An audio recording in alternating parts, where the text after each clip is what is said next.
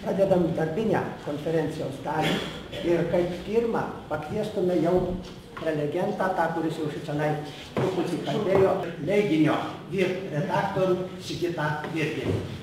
Įdomu, kad Šapoka įvardyja, kad Lietuvos vardas buvo paminėtas 9 amžiui vienam iš vienose iš skandinavų kronikose, kada tai Karolis Didysis pasiuntė žvalgus į slavų žemes, norėdamas sužinoti, užgrobti jas, ir jie sugrįžę pranešė, kad už slavų gyvena lietuviai. Iš kur šias žinias Šapoka ėmė, mes nežinome ir šį faktą kaip atmetame.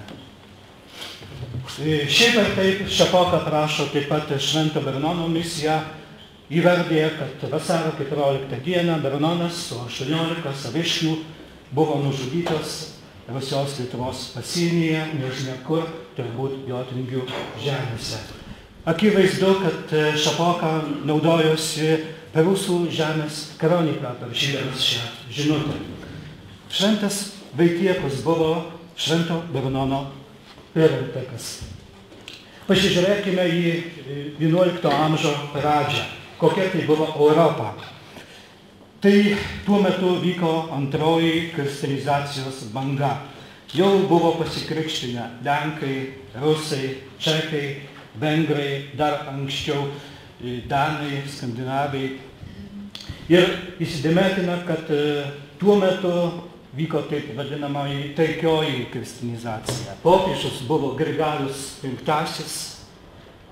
Vokietijos valdovas Ottanas III, kuris save pretendavo būti atkuriamos Romos imperijos imperatoriumi. Tomas Baranauskas rašo, kad Šventą Bernoną ir Šventą Vaitiekų siuntė Lenkų karalius Boleslovas Narsusis.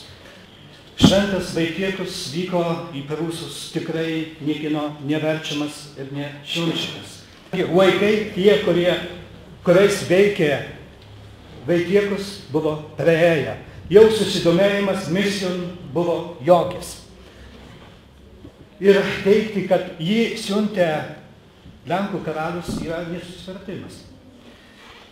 Užtenka pavartyti laišką, Švento Bernono laišką rašytą 1008 metų rudenį, rašytą Henrikui II, kuriam stačiai rašoma, kad Lenkų karalius Boleslovas Narsusis, kuris tiek kartų mane rėmė, tiek kartų padėjo mano misijoms, šį kartą dėl jam permesto karo neturi nei laiko, nei pinigų man padėti. Šiandien mes neturėdami originalo ir galbūt ir niekada neturėsim, negalime valdyti galvą dėl kiekvieno ten parašyto žodžio. Nežinome, pavyzdžiui, ar tie 4 kopistai, kurie perrašinėjo Kvedlinburgo analus, ir 2, kurie darė pastabas paraštėje, ar kopijavo jas, ar savo nuožiūrą kažko užmiršę įrašinėjo, nes šiaip būtų gal jie įrašė į patį tekstą, tas pastabas. Nežinome taip pat, ar žodį Vituā įrašė 1009 metais raštininkas ar raštininkė, ar buvo įrašyta vėliau, kiek kartų tas dokumentas buvo kopijuotas. Gudavičius teigia, kad Kvedlinburgo analai buvo užrašyti Kvedlinburgo moterų vienuolyne. Tai yra tik jo prielaida. Titmaro kronika, vienas iš pačių svarbiausių dokumentų. Titmaras buvo artimas Bernono giminaitis,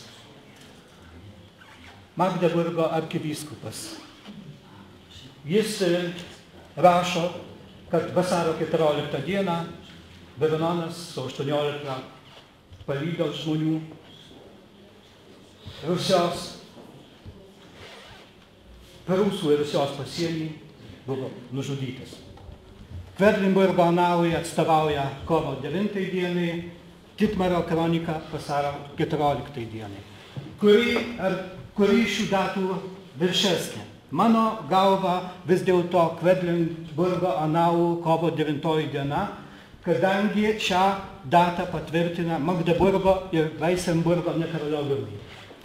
Įdomu, kad tuose 25 šaltiniuose yra ne tik 1009 metai. 5 iš jų mini 1002 metus, 5 8 ir 1. Keturi šaltiniai mini, kad tai Rusijos Lietuvos pasienis, 8, kad Rusijos arba Rusijos pasienį, 2 įvardė, kad tai buvo Rusijoje, 1, kad tai buvo Gniezne ir 1, kad tai buvo pačiame Rusijoje. Pagal Voigtą tradicinė Švento Brunono žuvimo vieta laikoma yra Gižickas, jos autorius, kaip minėjau, vokiečių istorikas Voigtas.